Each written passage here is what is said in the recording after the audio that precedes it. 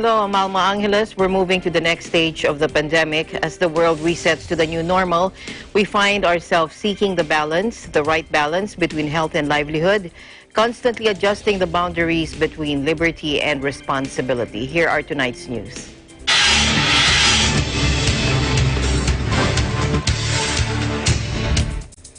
Hundreds of mourners joined an emotional memorial service in Minneapolis for George Floyd, the black man killed by police last week, as civil rights leader Al Sharpton vowed mass protests will continue until, quote, we change the whole system of justice. Take a look.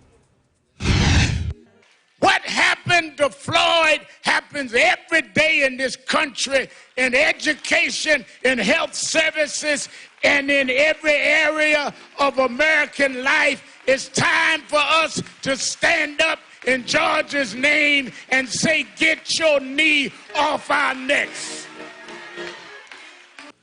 Everybody wants justice. We want justice for George. He's going to get it. He's going to get it.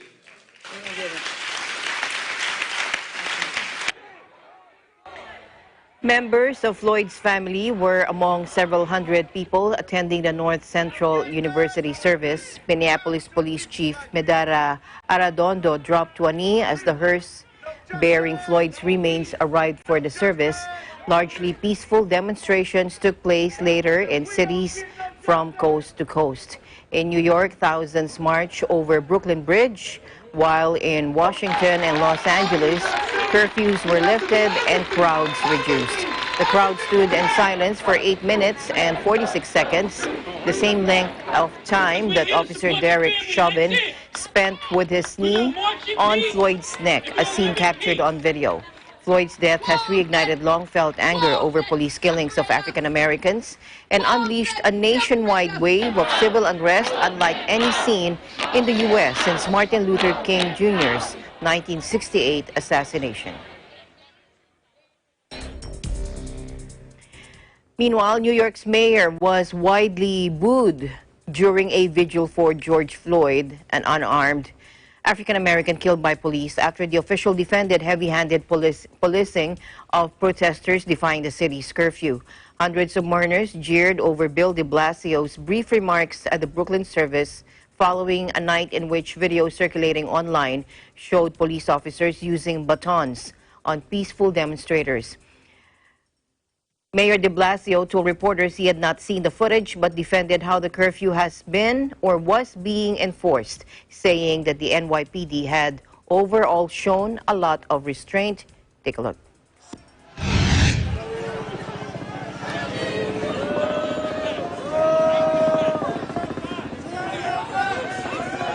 Thank you for your leadership. We could not have been allowed to die in vain. We have to make a change in the city of this country. Thank you. Thank you for being here. We need to do more. We will. It's not enough.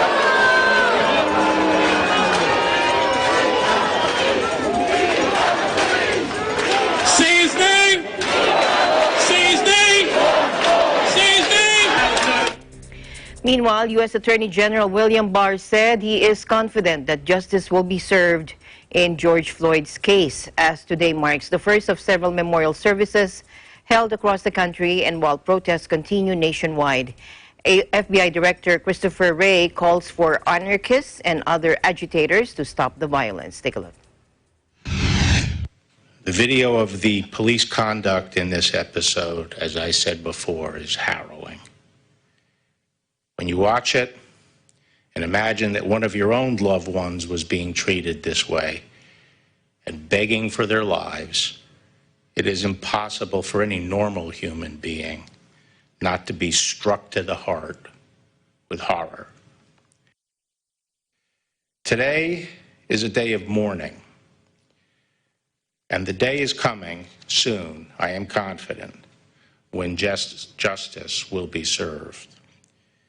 George Floyd's death was not the first of its kind, and it exposes concerns that reach far beyond this particular case.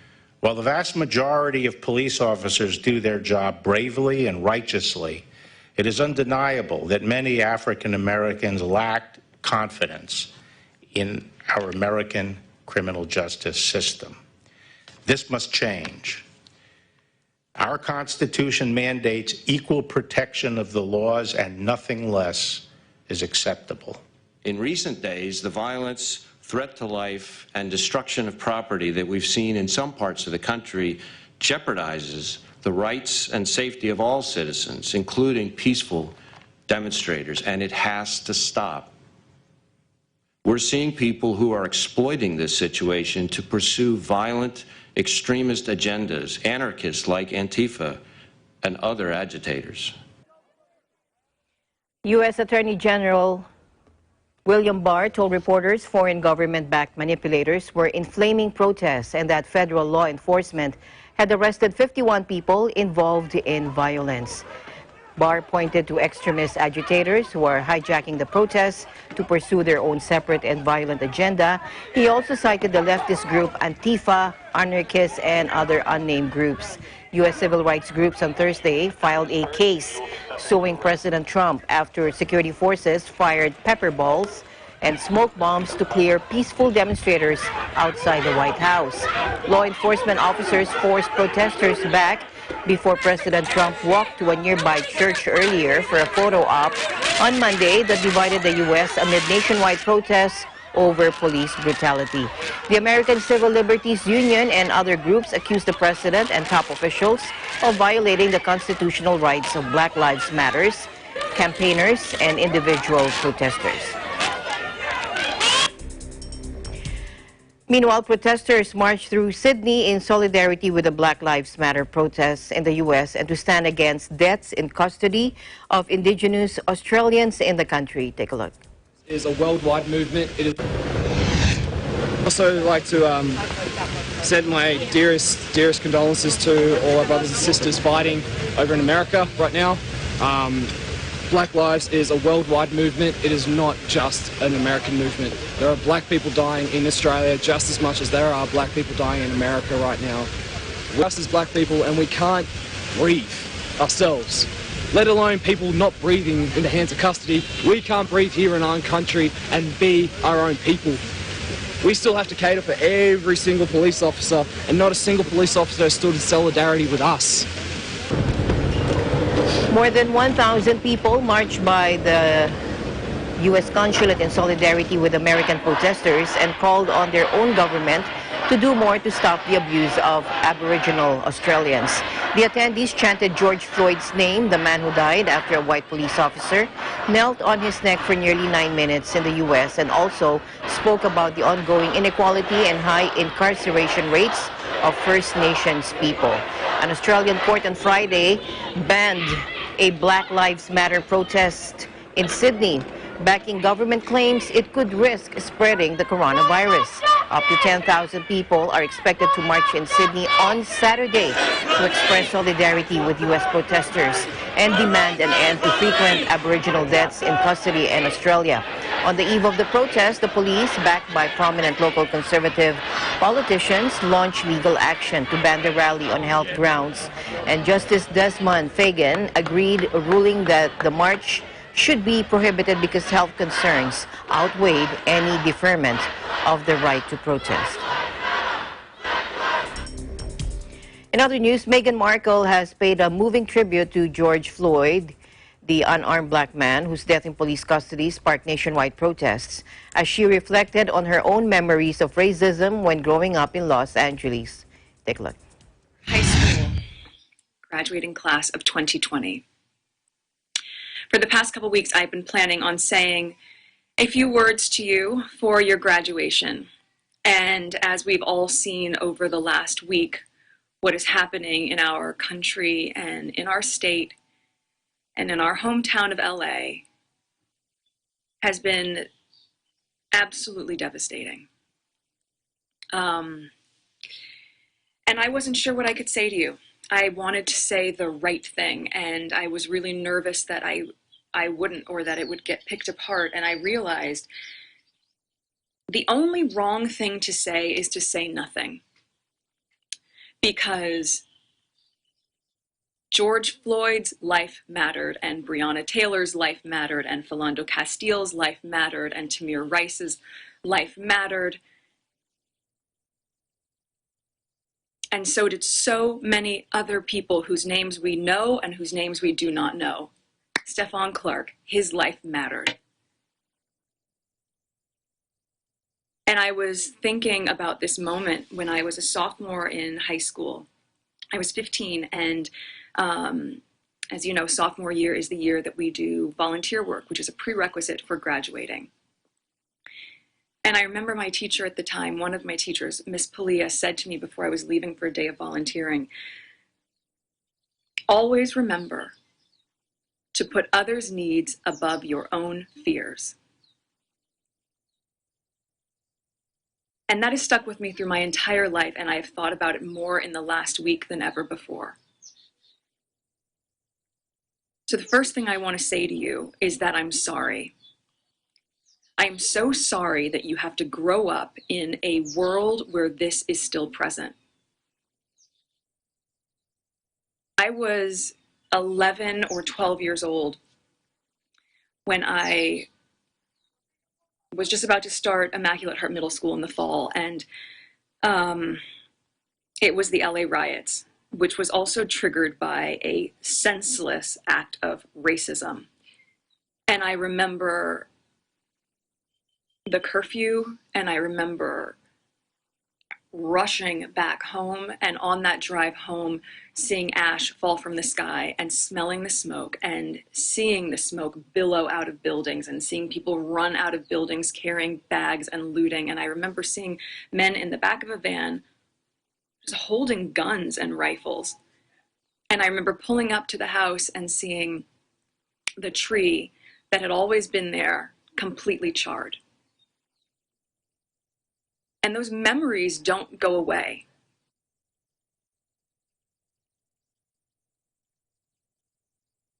Los Angeles, where Markle now lives with the prince and their son Archie after quitting the British royal family, has been a focus of the marches, with 10,000 protesters flooding the streets of downtown on Wednesday alone. Though not referred to in her video, the specter of racism also followed Markle upon moving to the United Kingdom, where she had a fraught relationship with the nation's press, some of which was accused by the couple's supporters of prejudiced reporting. A BBC radio presenter was fired in May of last year for posting a tweet that showed an image of the couple holding hands with a chimpanzee dressed in clothes. Following the birth of their son, Archie, the caption read, "Royal baby leaves hospital." Markle and Harry have spoken of their desire to do something of meaning, to do something that matters in California, where they plan to launch a wide-ranging nonprofit organization named Archwell. Tens of thousands of people across Hong Kong lit candles and chanted democracy slogans to commemorate China's Tiananmen crackdown, defying a ban against gathering as tension seethed over a planned new security law. The biggest crowds descended on Victoria Park, that has hosted huge Tiananmen anniversary vigils for the past 3 decades, with smaller rallies erupting in multiple shopping districts and local neighborhoods. Police arrested some demonstrators in one shopping area in scenes reminiscent of 7 months of violent protests last year. Although they allowed the main rally to proceed, the displays of resistance came hours after Hong Kong's legislature passed a bill criminalizing insults to China's national anthem, which the pro-democracy movement sees as yet another example of eroding freedoms. China also last month moved to impose the security law on Hong Kong, which would outlaw subversion and has cemented fears that the semi-autonomous city is losing its treasured liberties. Commemorations of the event are forbidden in mainland China but have been allowed in Hong Kong, which has been granted liberties under the terms of its 1997 handover from the British. And this year's vigil was banned, with authorities citing coronavirus restrictions on group gatherings, even though people are allowed to commute in packed trains to work.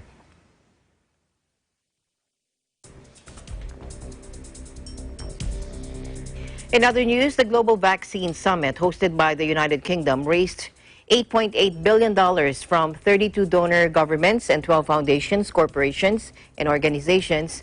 Now, the funding will help immunize 300 million more children in the world's poorest countries against diseases like measles, polio, and diphtheria by the end of 2025. It will also support health systems to withstand the impact of coronavirus and maintain the infrastructure necessary to roll out a future COVID-19 vaccine. Erica Celestino joins us live from the United Kingdom. Erica.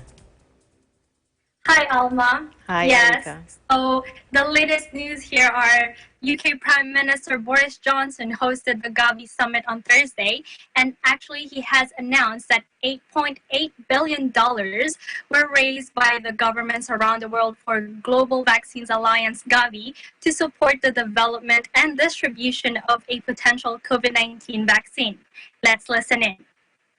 Today, together we have replenished this alliance, and here comes the number that you've been waiting for.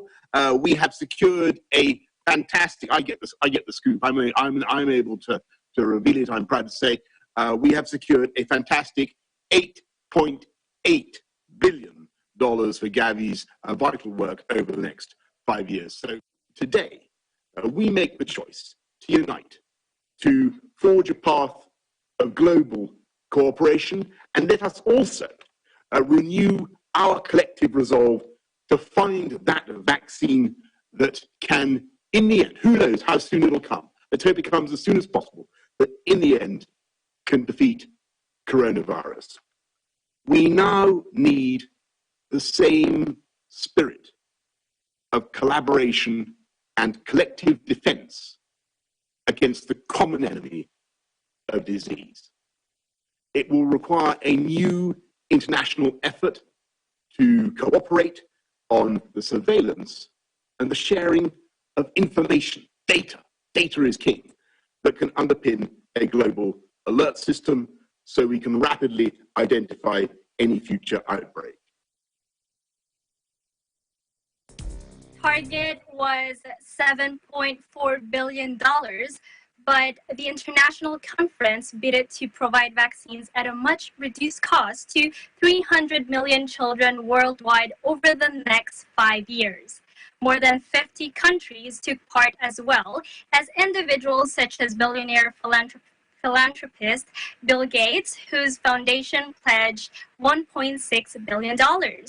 A new initiative to purchase potential COVID-19 vaccines, scale up production, and support delivery to developing nations was also launched by Gavi, which raised $567 million in seed money. The pandemic has exposed new ruptures in international cooperation, notably with U.S. President Donald Trump's decision to pull out of the World Health Organization. But Gavi Chief Executive Seth Berkley insisted there must be a global perspective. More than 6.5 million people were infected and over 385,000 people died due to COVID-19 since emerging in China last December, according to an AFP tally of official sources. According to AFP, if a vaccine is developed, Microsoft founder Gates said Gavi hoped to be able to buy it for the poorest countries. He said pharmaceutical companies had been working together to try to secure the required production capacity. As we know, stay-at-home orders have been imposed across the world to stem the spread of coronavirus.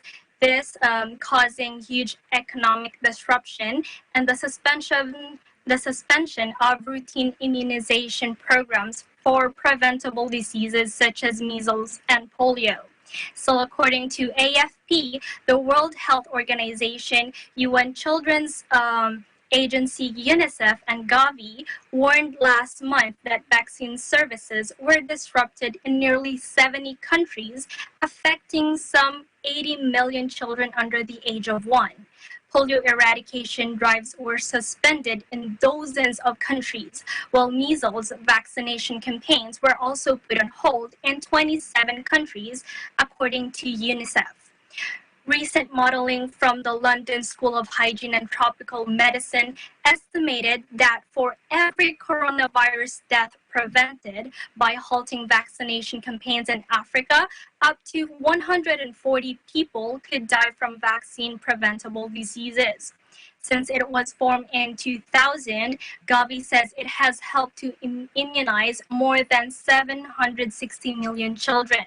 But Gavi Chief Executive Seth Berkley warned that these historic advances in global health are now at risk of unraveling as COVID-19 causes unprecedented disruption to vaccine programs worldwide. Back to you, Alma. All right. Thank you very much, Erica, for your updates. Thank you, EBC United Kingdom Bureau. Thank you for having me. Reporting live from United Kingdom, I'm Erica Celestino, and we'll live in interesting times. Okay, let's get the latest coronavirus situation in Japan, where the country is preparing for a second wave of infections. Dennis Liu reports. Dennis? Hello, good evening, Alma, and all our televiewers tonight. Across Japan, public official companies are working on ways to prepare for and try to prevent a second wave of coronavirus infections. In Tokyo, that includes turning attention to the problem of bars and nightclubs. Officials worry the virus could spread through these businesses, unchecked and undetected.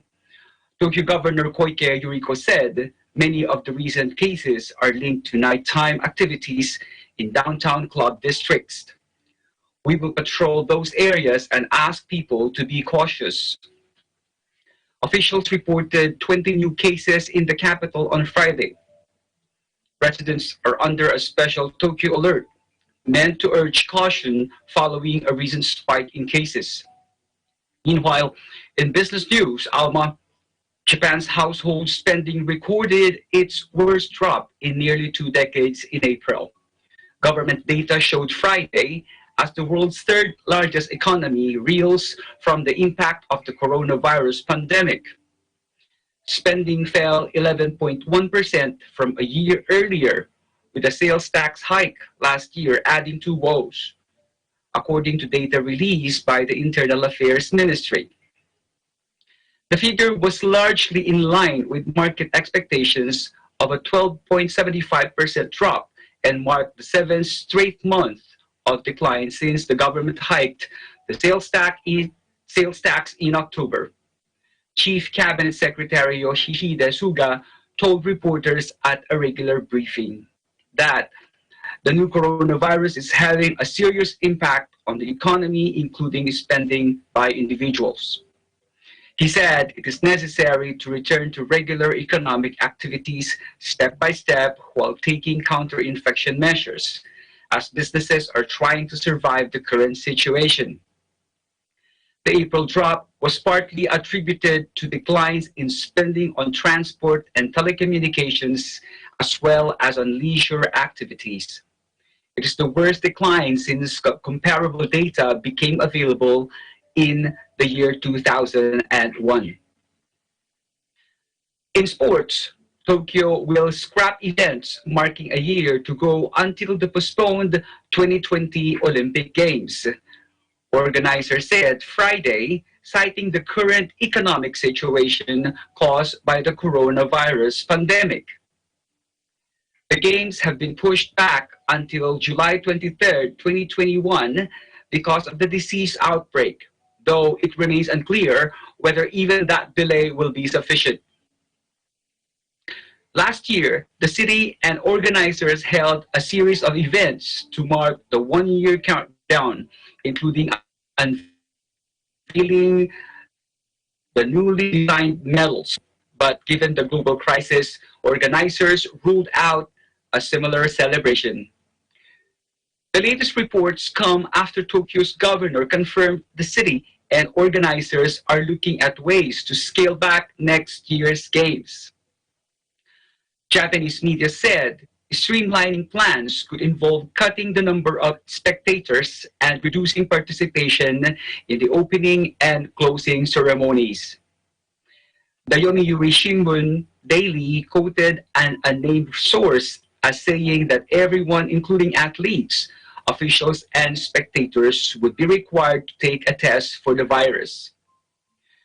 Nationwide state of emergency over the virus has been lifted in Japan, but a recent rise in cases in Tokyo has led to fears of a second wave. Back to you, Alma. Thank you very much, Dennis. Stay safe, stay healthy. Thank you for your report. Thank you very much, Alma. Reporting live from Tokyo, Japan, this is Dennis Liu. We live in interesting times. The government of Indonesia's capital, Jakarta, says it will begin to gradually ease restrictions imposed on the city to curb the coronavirus infections. Churches and other houses of worship also resumed service after Jakarta's governor announced an easing of restrictions, with shuttered offices, restaurants, shopping malls, and tourist attractions slated to start operations in the coming weeks. Indonesia has confirmed more than 29,000 cases of coronavirus and 1,770 deaths, with infection rates slowing in Jakarta itself.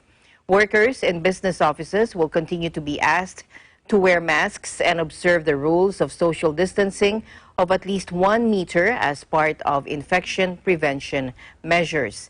The pandemic has dealt a heavy blow to Indonesia's economy, with about 3 million people losing their jobs.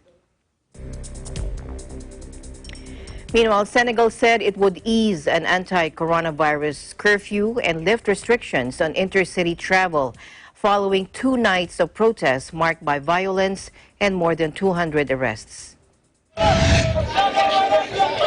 Interior Minister Ali Nguli Nidaye said the start of the 9 p.m. to 5 a.m. curfew would be pushed back by 2 hours to 11 p.m. More than 200 people were arrested after demonstrators broke out in several cities, including the capital Dakar, according to Interior Ministry figures issued on Thursday. The anger has focused on the curfew, but transport workers have also gone on strike over the travel restrictions. The curfew was imposed by President Macky Sall on March 23 and has been implemented in tandem with a ban on travel between Senegal's regions. The authorities have already extended until June 30 a ban on all passenger flights to and from the country. The restrictions have had a major impact on the country's biggest economic sectors, agriculture and tourism, and on energy and infrastructure projects. They've also been deeply felt on a personal level by many Senegalese who depend on day-by-day jobs. Around 40% of the population live below the threshold of poverty, according to a World Bank benchmark. And the West African state has recorded 3,932 cases of coronavirus, 45 of them fatalities, according to a toll compiled by AFP as of Thursday. Meanwhile, Brazil's death toll from the novel coronavirus has surged past 34,000 to become the 3rd highest in the world, surpassing Italy's, according to official figures released on Thursday. Take a look. You just mentioned Brazil is at the top of our concern, and I think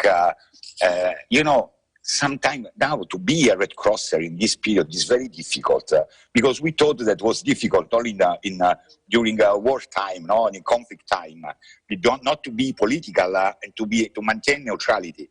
So it's very difficult to talk about these issues without being accused to try to politicize. But this is not about politicizing. It's about to speak with one voice, to follow the leadership of the scientific community, to follow the guidelines of the WHO. The South African American country reported a new record of 1,473 deaths in 24 hours, bringing its overall toll to 34,000, more than 34,000, behind only the U.S. and Britain. And Brazil has now confirmed 614,941 infections, according to the Health Ministry, the 2nd largest caseload in the world behind the U.S. And experts say under-testing in Brazil means the real numbers are probably much higher. The latest figures underline the grim toll the virus is taking in Latin America, the latest epicenter in the pandemic. Brazil, a country of 210 million people, has been the hardest hit in the region, according in the region, and President Jair Bolsonaro has fiercely criticized coronavirus stay-at-home measures, even as the number of infections and deaths continue to soar. The far-right leader has urged businesses to wage war on state governors who order business closures, arguing they are needlessly hurting Latin America's biggest economy. And the pandemic has killed at least 390,868 people worldwide since it surfaced in China late last year, according to an AFP tally at 1100 GMT on Friday, based on official sources. The U.S. is the worst-hit country with 108,211 deaths, followed by Britain with 39,904, Brazil with 34,021, Italy with 33,689, and France with 29,065 fatalities. RO measures how fast a virus is spreading. It indicates the average number of people who can be contaminated by an infected person. Let's take a look. R0 measures how fast a virus is spreading. It indicates the average number of people who can be contaminated by an infected person. The R0 rating is calculated using 3 factors: the length of time an infected person is contagious, the number of contacts per day, and the risk of virus transmission during contact. For a virus to decline and disappear, the R number must be kept below 1. This makes it possible to break the transmission chain. If the R rating is equal to 1, the disease lingers without an outbreak. If the R rating is more than 1, there may be an outbreak or an epidemic. Eagle News, we'll be right back.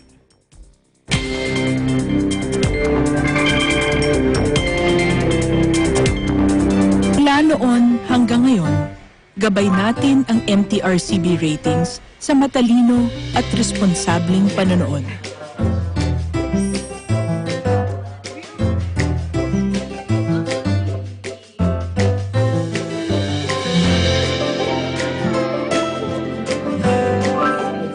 Sa tamang pagsunod sa MTRCB ratings, ginagawa nating ligtas at makabuluhan ang panonood ng bawat miyembro ng pamilyang Pilipino. Lumipas man ang panahon, hanggang may pamilyang Pilipino, andyan ang MTRCB.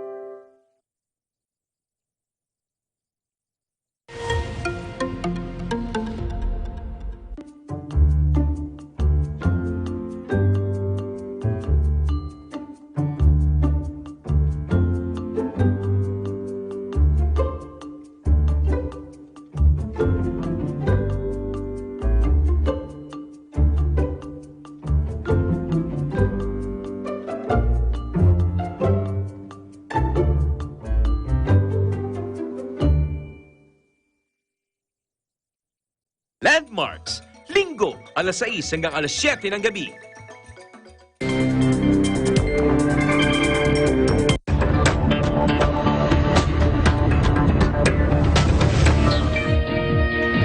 In the Philippines, Malacanang said it was saddened but not surprised by the rise in unemployment in the country in April, expressing optimism Filipinos would weather the crisis.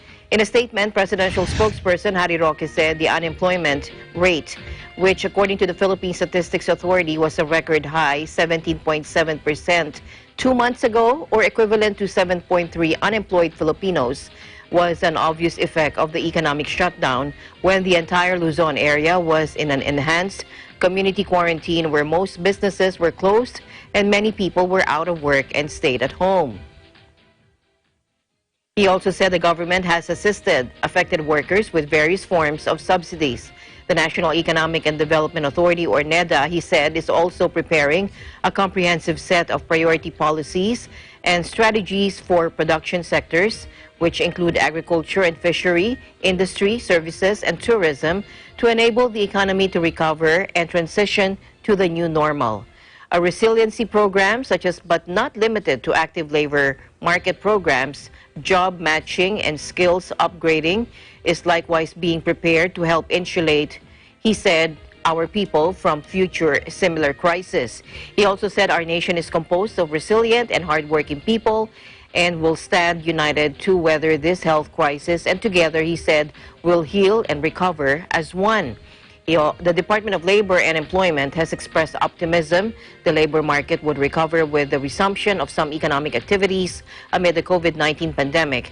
And on Thursday, the House of Representatives approved the 1.5 trillion peso COVID-19 unemployment reduction economic stimulus bill, or CURES. Even as the world's largest economy begins to reopen, the scale of the job losses in May will be devastating, and economists fear it will take many months to recover. More than 21 million jobs disappeared in March and April in the U.S. as the unemployment rate surged to nearly 15%, but the damage continued in May, and the government data to be released Friday, U.S. time, is expected to show another 8.5 million positions eliminated, and that will push the jobless rate to close to 20% or higher. Economists expect a level not seen in nearly a century. Prepare for another heartbreaking month of job losses. According to Chief Economist at Grant Thornton, Diane Swank, and she said this in an analysis. Private payrolls data and the Labor Department's weekly initial jobless claims reports show that with government aid and steps to allow businesses to reopen in most parts of the country, the pace of the layoffs slowed last month, and some workers have returned to their jobs. But for the past week, the nation has been gripped by massive protests over the police killing of George Floyd, an unarmed black man, and the unrest could hinder efforts to get the economy up and running again and sap consumer confidence, which is key to a recovery.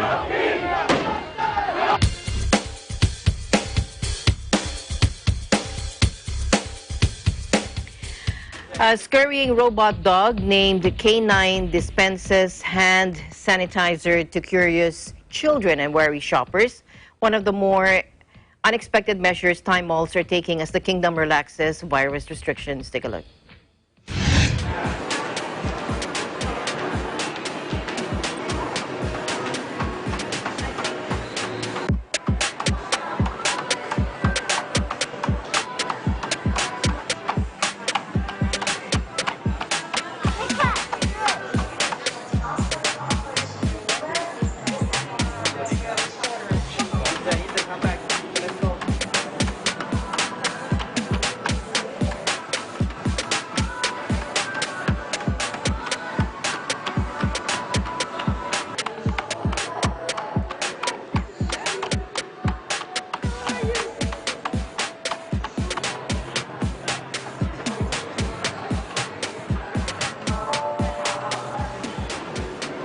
This one is K9. It produces alcohol service for people, so it's convenient for people to like wash their hands and, you know, just like a preventive measure, and as a reminder for people to keep clean, especially in this COVID-19 situation. For Rock, or Robot for Care, that one, he can measure people's temperature. So if your temperature is above 37.5, he will tell you to like seek medical care. So I think it's a really important preventive measure to be in malls as reminders for people to take precautions all the time. And it makes it easier and convenient for them since they can walk around.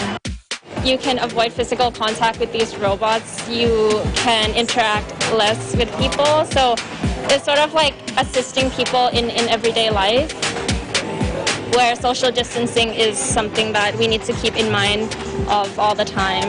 5G deals with low latency, which leads to faster response time and real-time situations. So from point A to point B, these robots can like move there very accurately and very fast. And for ROC, or Robot for Care, 5G helps in terms of analyzing like your body temperature, and it makes it more accurate. It's not here to replace anything or anyone.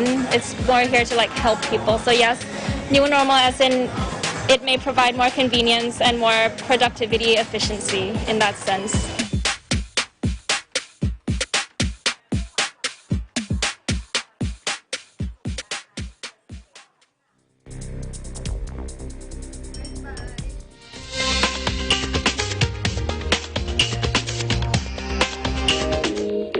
Surgical masks are washing up in growing quantities on the shores of Hong Kong, a city that has overwhelmingly embraced face coverings to fight the coronavirus.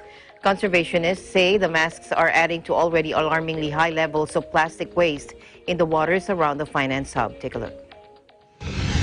So, when we were out doing our research in February, and obviously we see the normal 5 sort of things, the bottles, the polystyrene, the lighters, the cutlery, the straws and things like that, we suddenly started noticing all these single-use masks, the face masks.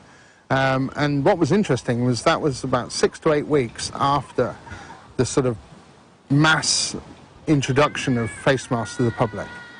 So, you know, when society suddenly started using it, the cause and effect was now being seen on the beaches on a far-flung set of islands in Hong Kong. The single-use plastic masks are just another addition to the legacy that we're leaving behind for future generations on the beach. Yeah, I think it's a culmination of all sorts of sort of sources. I think it's from accidental dropping. People have accidentally, it drops out the bag or out the pocket.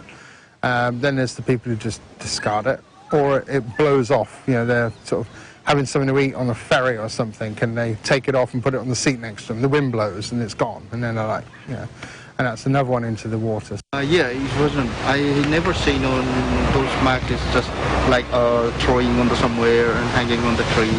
Now I can see most of the area is like happening on there. Wherever you go, you have to wear the mask because of the virus.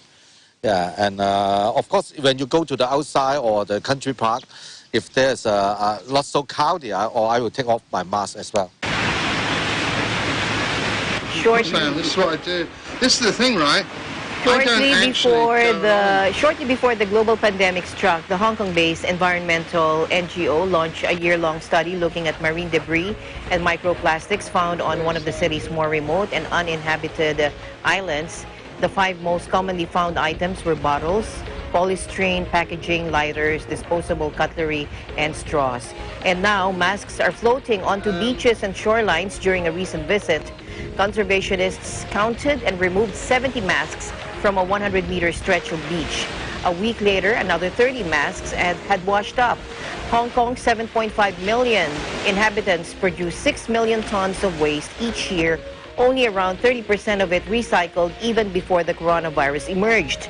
Residents often wore face masks on the daily commute, especially during the winter flu season. But the emergence of the deadly COVID-19 disease has made mask wearing near ubiquitous. And despite its proximity to mainland China, the origin of the outbreak, Hong Kong has largely managed to defeat the virus with just over 1,000 infections and 4 deaths. A growing number of companies are now offering reusable masks, and the government has also launched an initiative to send all residents a fabric mask that can be washed. But disposable masks remain by far the most popular choice.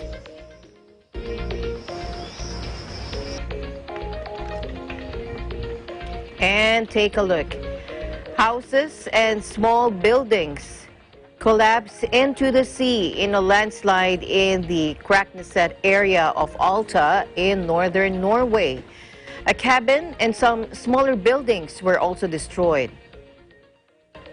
A local resident, Jan Ejul Bakyadal, captured the event on video. Now, he told the Associated Press he ran for his life when he realized what was happening. Among houses that were lost was also his own. Nearby houses were temporarily evacuated as a precaution. Officials didn't know what caused the landslide. And as drones flew overhead to capture the damage, land continued to collapse, as you can see here. However, officials don't believe anyone is missing from the disaster.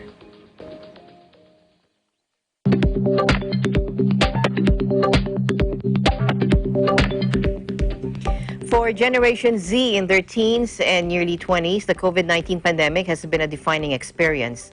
While it has forced many to delay life plans such as work, education, and travel, youngsters around the world have come up with inventive ways to fight the virus and help their local communities. Now, in this video we're about to watch, we meet Wan Jamila Wan Shaifalu Bari, a 17-year-old autistic painter from Malaysia. And she devotes her time to creating a series in tribute to frontline coronavirus workers. Take a look.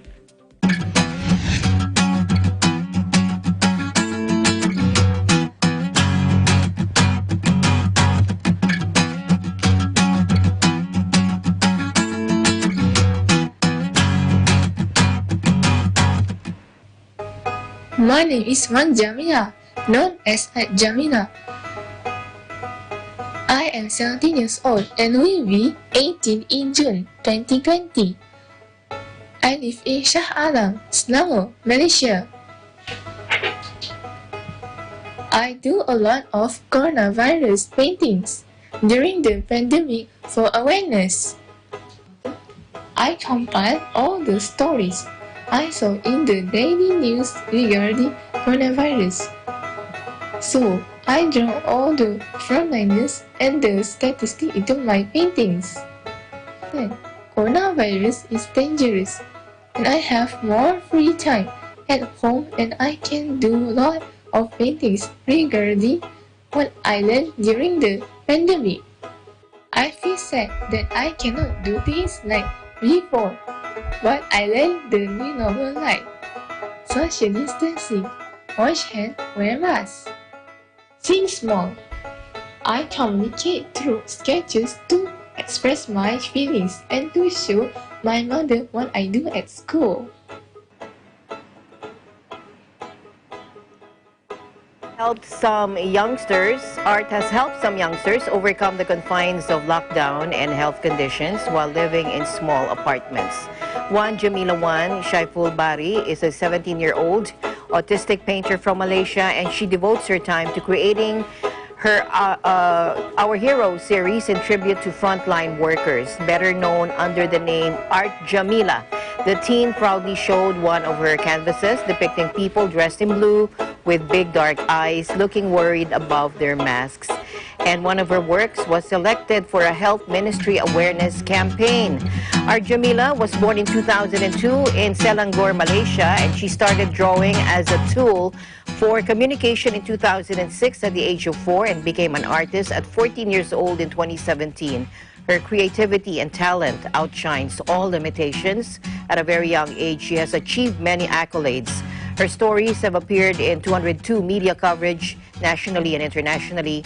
She has won more than 9 awards and obtained more than 20 merits as a featured artist, and has sold over 96 paintings to art collectors in Malaysia and Switzerland within 3.5 years. She has broken all barriers at a very young age and creates history to inspire others, especially the autism community.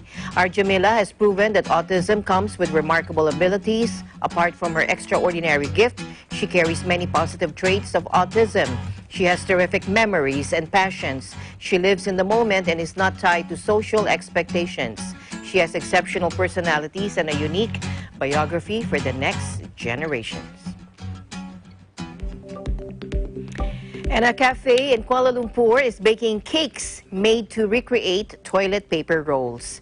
a play on recent panic buying of the product triggered by coronavirus fears. Take a look.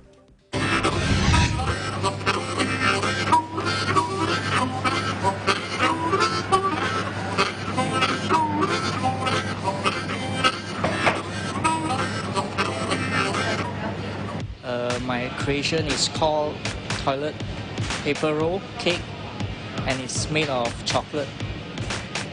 Basically, it's a chocolate cake, but we decorate it with a fondant to make it look similar like a tissue roll. So we saw at the news a lot of people bought a lot of toilet paper. So we think of why not making it a toilet paper roll cake. I think it's a fun idea. The base is a chocolate sponge, and the cream is chocolate cream. Then we coat with a thin layer of ganache on the outer layer and end it with a fondant decoration. Le Pont Boulangerie at Cafe in Kuala Lumpur is now selling 3-ply toilet roll cakes that look exactly like the real thing. Le Pont Boulangerie Cafe is crafting the cakes, which have a chocolate sponge base and a cream center wrapped in a fondant icing. According to the store, it's a chocolate cake covered with white cream, finished with a melty chocolate filling in the center of its cardboard. And for everyone thinking that you will be celebrating a boring birthday stuck at home because of the movement control order in Malaysia, you're in luck, because these cakes could provide an extra flavor of fun. And they're accepting orders through WhatsApp and provide same-day delivery. 3 inches in height and costing 25 ringgit or $5.90. About 50 are sold on weekdays and 80 on weekends.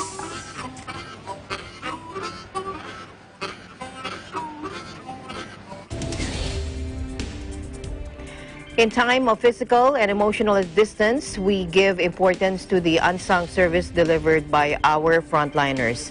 Our news correspondents positioned all over the world. Without them, we would not have the eagle-eye focus on the facts of this pandemic and its continuing repercussions on our lives. To our international correspondents, thank you for staying in touch with our viewers. Stay safe, protect yourselves and others. Good night. I'm Alma Angeles. We live in interesting times.